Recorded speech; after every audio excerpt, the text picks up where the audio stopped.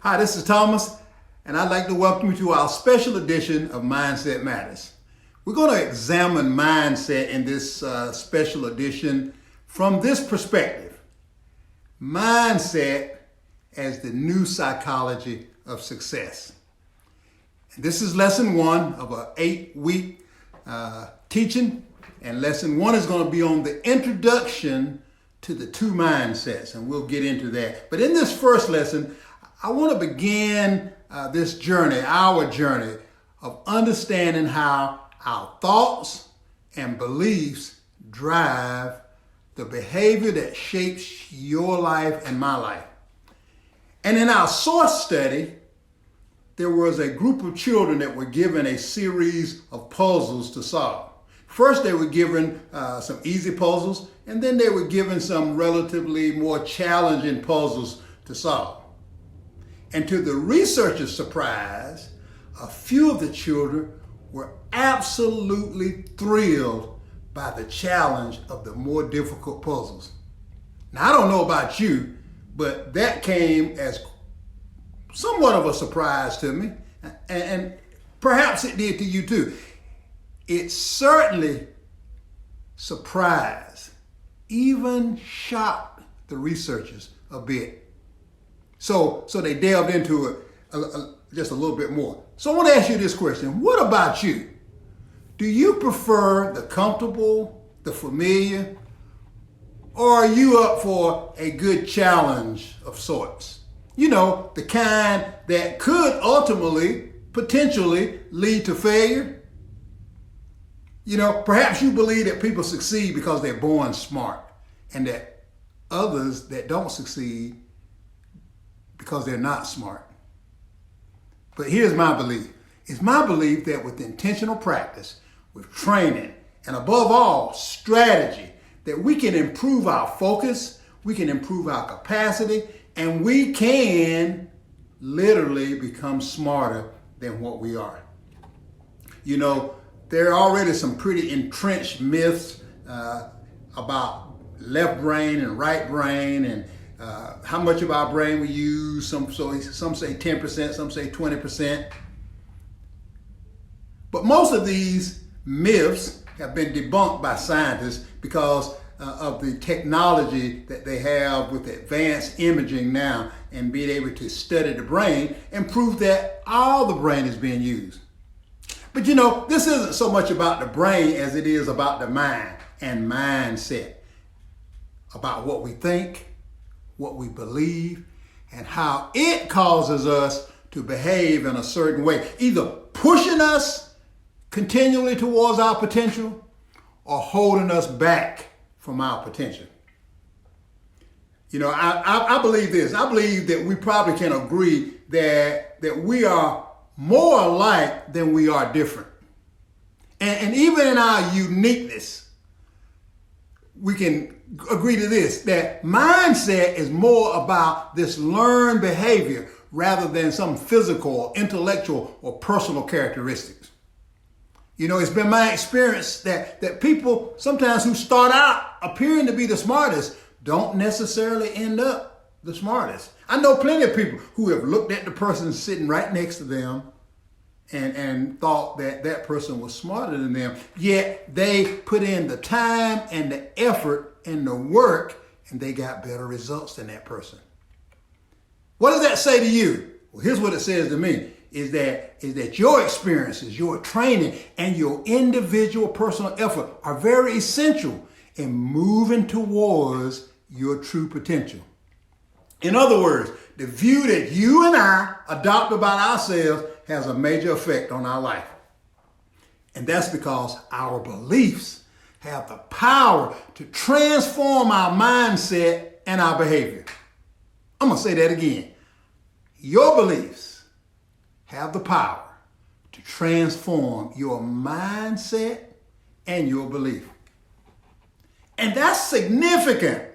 And it's significant because who we are, who we become, what we do, and what we have are all products of our best thinking up until now.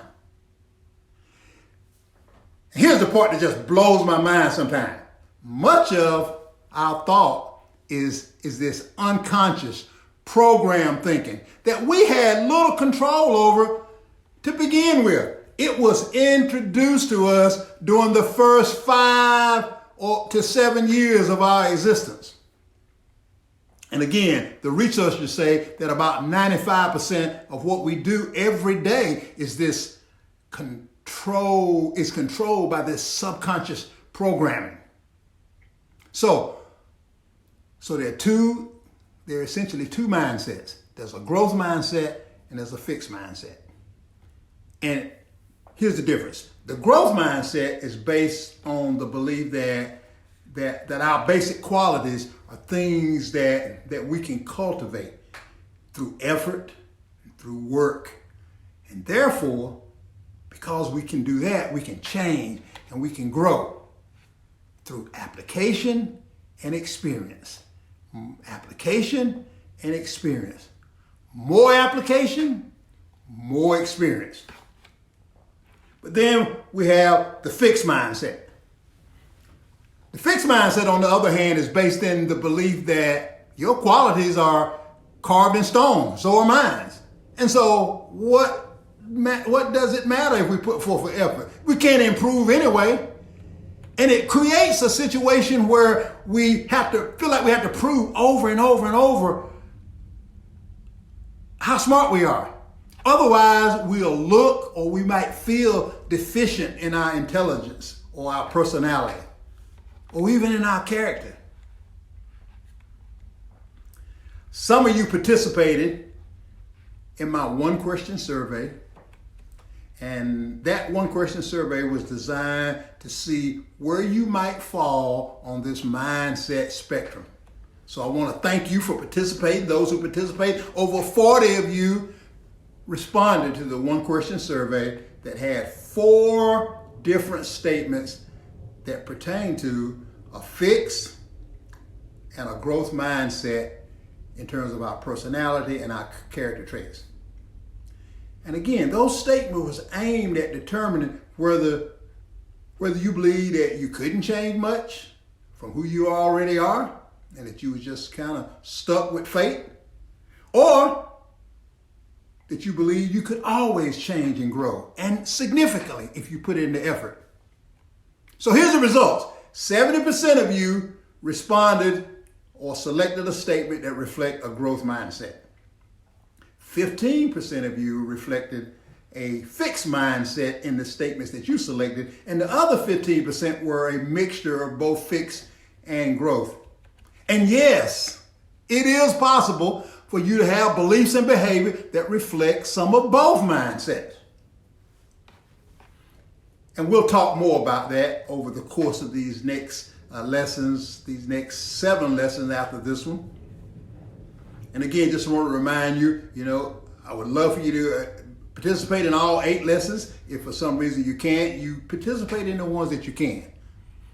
But here's what I concluded. These are some good results. 70% were clearly leaning towards a growth mindset. Now, I have to recognize statistically that I posted this on social media. And so it was reflective of the people that either I was connected to or some of you actually shared it with your people. But it says that the people in our sphere of influence believe that they can develop and become better than they are. It also says that with a growth mindset, these people believe or they have a passion for learning, and that they're more likely to look at apparent failure as an opportunity to learn. So as we begin to dig into this growth and fixed mindset, this understanding of the two mindsets, I'm convinced that we'll see how much that all of this follows the law of cause and effect. And if you haven't heard of that before, the law of cause and effect simply says one thing leads to something else happening. And so hopefully during our dialogue together, we'll have a chance to delve into that some as well. But here's what I want you to catch. I want you to catch this. Believing that your qualities are carved in stone will lead to one set of thoughts and actions. Believing that your qualities can be cultivated will lead to a totally different set of thoughts and actions. You see, our mindset, it changes what we strive for. It changes what we see as success and what we see as failure. One makes us concerned with how we'll be judged. The other makes us concerned with how we can improve. You know, for the first 10 years that I was in business, first 10 years of my business, I focused primarily on partnering with some major companies to go in, learn their newest innovation, and then help them roll that out to their customers. And I also train their support personnel to help sustain the rollout of the product and on down the road. And in some instances, some programs. But I'll never forget this. Several years ago, I had the opportunity to work with an amazing company, Bosch Security Systems, headquarters out in Rochester, New York.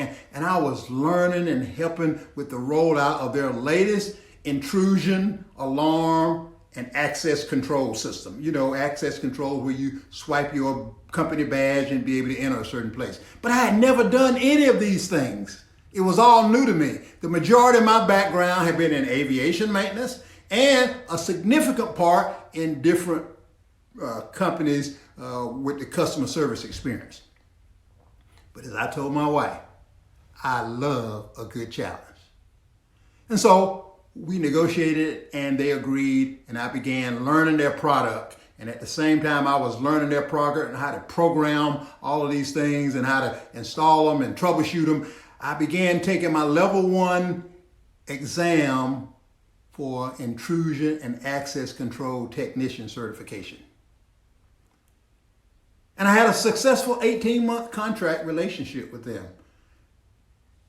And then at the end of that time, rather than extend the contract, I decided to move on to a different project with Coca-Cola, rolling out some new innovation. So did I have a fixed or a growth mindset? You're right. I had a growth mindset.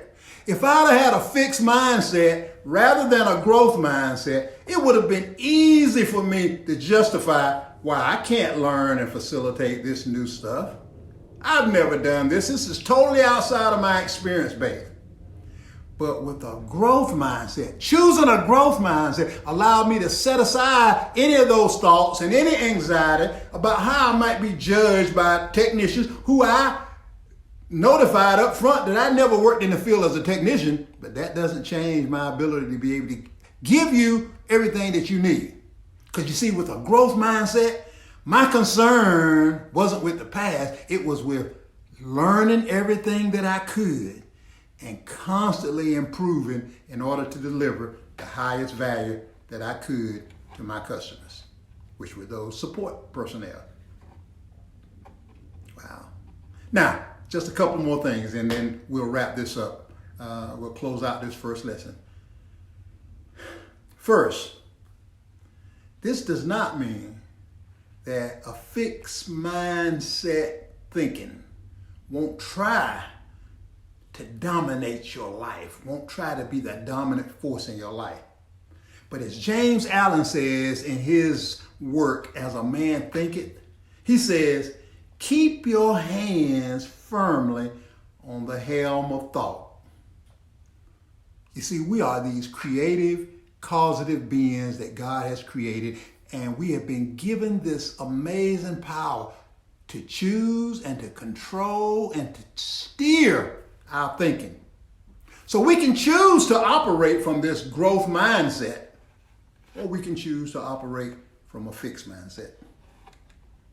Second thing, just because we operate from a growth mindset does not mean that we subscribe to the belief that we can be anything that we want to be if we just believe it. You see, because here's what I know. No matter how much effort and time I put in, I will never play basketball like Michael Jordan. not even when I was younger. And I will never be able to compose music like Beethoven. But my true potential and your true potential is unknown, and it is impossible for anyone to foresee what you or I can accomplish until we put in and put forth the blood, the sweat, the tears, and the effort that we are capable of. Mindset. So I want to remind you, join me this Saturday on freeconference.com at 10:15 a.m. on Saturday. We're going to have a question and answer session, opportunity for you to share some of your perspective on this lesson on mindset, this first one from chapter 1 in our book. There's a link in the description. You click on that link, sign up to get the call-in information sent to you. You can join all 8 Saturdays, as I said before, for the Q&A or any portion that you're able to. I would love for you to watch all of these lessons. They're going to be available even after this live for you to go back and look at. And when I send you that call-in information, I'm also going to send you a link to a Dropbox folder that will give you access to be able to get the application activities as I put them in for different lessons. That's important because the application exercises are there to help unlock the change and the growth that we desire. And plus, I'm sure I'm going to put a few extra bonus surprises in there as well. So make sure you go to that link in the description, click on it, in the comments, click on it, sign up for the call-in information, all right?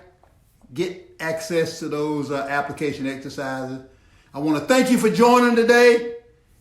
If you got something out of this, make sure you share this with your friends and family so that they can take advantage of this too. And then I'll see you, or I'll join you on the call this Saturday, 10:15 a.m. in the morning, Eastern Standard Time. All right? And then we'll see you right back here on the following Tuesday, same time, for our second lesson. This is Thomas, and I want you to go and remember that mindset matters.